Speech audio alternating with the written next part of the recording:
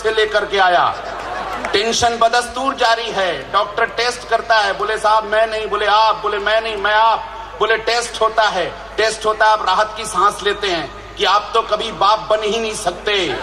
Tension खत्म होता है, लेकिन एक नया टेंशन चालू होता है कि जब आप बाप नहीं बन सकते तो घर पे जो दो खेल रहे हैं। तनाव का कोई ठिकाना नहीं है साहब। अपने सारे तनाव बाहर निकाल करके फेंकिए, बस हंसिए, मुस्कुराइए, तनाव मुक्त रहिए। सुनील जोगी जी ने कहा कि मनमोहन सिंह मोड पर रखिएगा अपने मोबाइल्स को। मैं एक छोटी सी बात याद आ गई साहब। रोज अखबार खोलते हैं, एक प्रश्न आता है कि कोयला घोटाले में मनमोहन सिंह कितना खा गए। रोज एक प्रश्न चलता है टेलीविजन पर कि मनमोहन सिंह ईमानदार हैं या भ्रष्ट है। मेरा अपना व्यक्तिगत मानना है, सरदार लोगों की उपस्थिति है बहुत ज्यादा। मेरा अपना मानना है मनमोहन सिंह कुछ भी हो सकते हैं लेकिन भ्रष्ट नहीं हो सकते। क्यों करना पड़ता है उन्हें ऐसा? एक छोटी सी घटना से आपको जोड़ता हूं, आपके मन को खोलता हूं। एक रेलवे स्टेशन पर ट्रेन रुकी, एक डब्बे में से सरदार जी उतरे। सरदार जी उतर करके टीसी की तरफ बड़े गेट से बाहर निकलने के लिए, सरदार जी ने टीसी को देखा, टीसी ने सरदार जी को देखा। सरदार जी थोड़ा सा पीछे हटे। टीसी समझ गया सरदार जी के पास टिकट नहीं होगा। सरदार जी और पीछे हटे, टीसी थोड़ा और आगे बढ़ा। सरदार जी की चाल तेज हो गई, टीसी की उनके पीछे पीछे चाल तेज हो गई। अब सरदार जी भागने लगे, एक नंबर से दूसरे, दूसरे से तीसरे, तीसरे से चौथे, चौथे से पांचवें, पांचवें से छठवें नंबर प्लेटफॉर्म पर पहुंच गए। अब टीसी भी पसीना पसीना, सरदार जी भी पसीना पसीना। टीसी ने सरदार जी को पीछे से कॉलर से पकड़ा, बोले सरदार जी टिकट। तो सरदार जी ने पीछे की जेब से टिकट निकाला, बोले ये ले टिकट। तो टीसी हैरान रह गया, बोले कमाल है सरदार जी, जब आपके पास टिकट था तो आपने मेरे को 6 नंबर प्लेटफॉर्म तक क्यों दौड़ाया? तो अपने सरदार जी ने मुस्कुरा करके जो जवाब दिया, कहीं वो अपने देश के प्रधानमंत्री का जवाब लगे तो आगे से पीछे तक तालियों का महोत्सव दिखे। टीसी ने कहा सरदार जी जब आपके पास टिकट था तो आपने मेरे को 6 नंबर प्लेटफॉर्म तक क्यों दौड़ाया? तो सरदार जी ने मुस्कुरा करके जवाब दिया, ऐसा है टीसी साहब कि मेरे पास तो टिकट था लेकिन मेरे साथ जो 30-35 लोग थे उनमें से किसी के पास टिकट नहीं था। बहुत बढ़िया।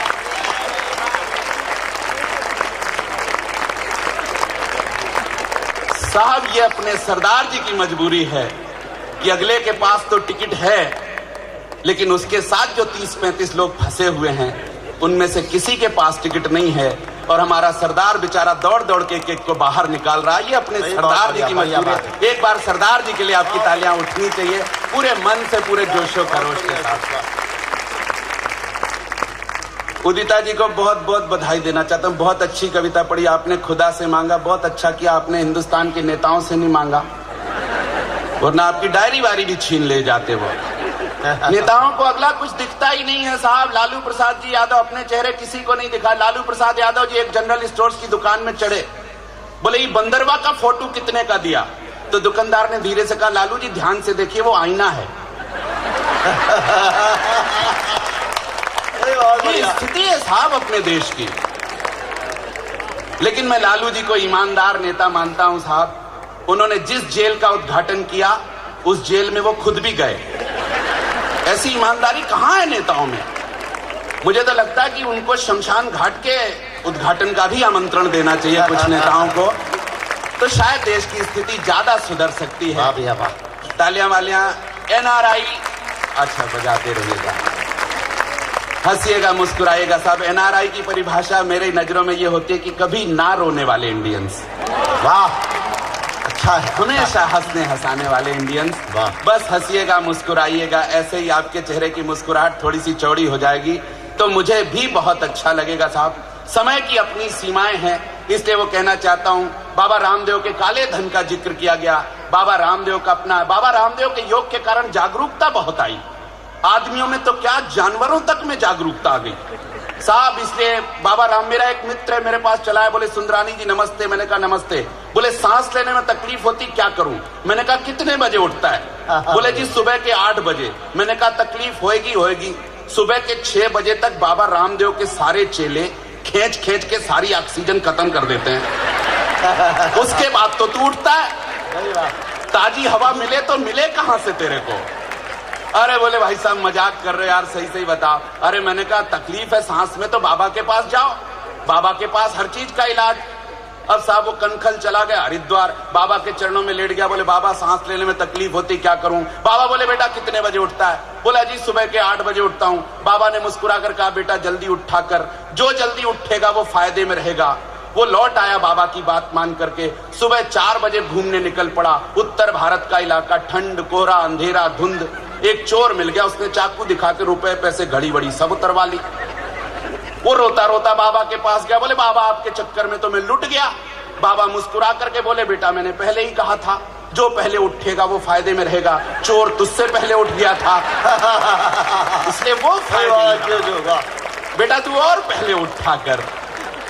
तो साहब ये बाबाओं का अपना गणित है साहब। मैं बहुत बहुत प्रणाम करता हूं बाबा रामदेव जी को, जिन्होंने अपना योग का विस्तार किया। बंबई आप प्रकाश बहुत है, लाइट बहुत है। मैं बहुत छोटे से कस्बे से आया हूं, वहां लाइट का आंख मिचौली चलती रहती है साहब। बाबा रामदेव के मेरा एक और मित्र आया, आखिरी बात कह के एक छोटी सी कविता रखूंगा। स्वागत है, बहुत अच्छा। बहुत तेजी से दौड़ रहे हैं, जिनको आमंत्रित किया था वो आ गई होंगी होता है साहब, बुलाया टाइम से है। मुझे लगता है आयोजकों ने अलग अलग समय दिया श्रोताओं को, कुछ को 5 बजे, कुछ को 6 बजे, कुछ को 7 बजे।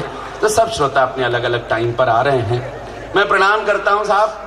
हमारे यहाँ लाइट की आंख मिचौली चलती रहती। मेरा एक और मित्र आया, बोले मुझे भी सांस लेने में तकलीफ होती, क्या करूं? मैंने कहा बाबा के पास जाओ। बोले इतने पैसे नहीं हैं।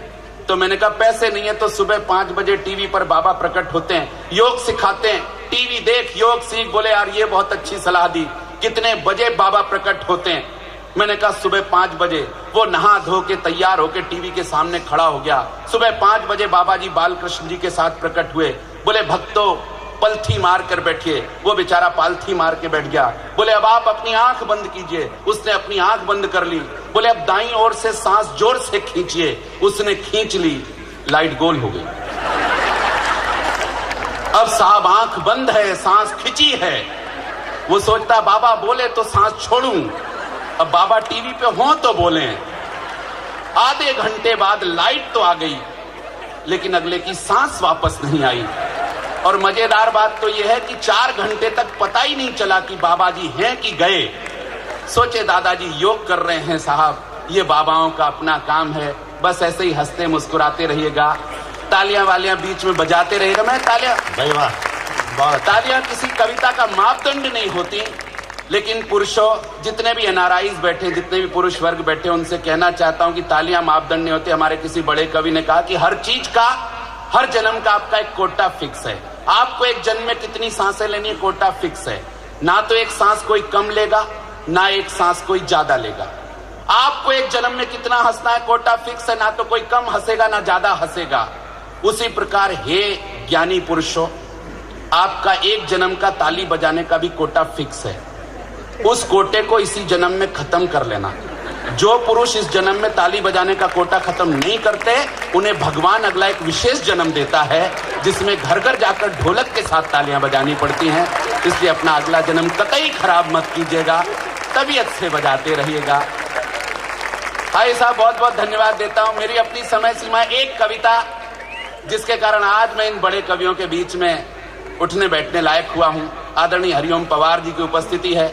मैं इस मंच पर क्षमा चाहता हूं, मेरी फ्लाइट लेट हो जाने के कारण उन्हें 1.5 घंटे मेरे जैसे छोटे कवि का इंतजार करना पड़ा। ये उनकी महानता है कि उन्होंने बिना कोई शिकन लाए मेरा इंतजार किया। मैं बहुत बहुत आभारी हूं। मैं उनके चरणों को प्रणाम करता हूं, चरणों की धूल को प्रणाम करता हूं, धूल में लगे के कण को प्रणाम करता हूं, कण में छिपे हुए अणुओं को प्रणाम करता हूं, अणु में छिपे हुए लाखों परमाणुओं को प्रणाम करता हूं, प्रत्येक परमाणु में छिपे इलेक्ट्रॉन, प्रोटॉन, न्यूट्रॉन को प्रणाम करता हूं। कुल मिला के मैं अशोक सुंदरानी पवार जी को इलेक्ट्रॉनिक प्रणाम करता हूं कि मेरी इस छोटी सी भूल को क्षमा करेंगे। और वो कविता आपके बीच में रखता हूं साहब। इस कविता का जन्म कहां से हुआ? इस कविता का जन्म यह हुआ कि जब अमेरिका के पिछले राष्ट्रपति जॉर्ज बुश इराक के दौरे पर गए, तो एक इराकी पत्रकार जैदी ने उन पर जूता फेंका था। वो जूता कई एंगल से दिखाया गया कि जूता ऐसे चला, बुश के पीछे ऐसे गिरा, बुश ने गर्दन ऐसे की तो जूता बुश के पीछे गिरा। जूता बुश, बुश जूता टेलीविजन पर 6 महीने तक दिखाया जाता रहा। छोटे छोटे बच्चे एनिमेशन गेम खेलने लगे हमारे कि मैंने बुश को इतने मारे, मैंने बुश को इतने मारे।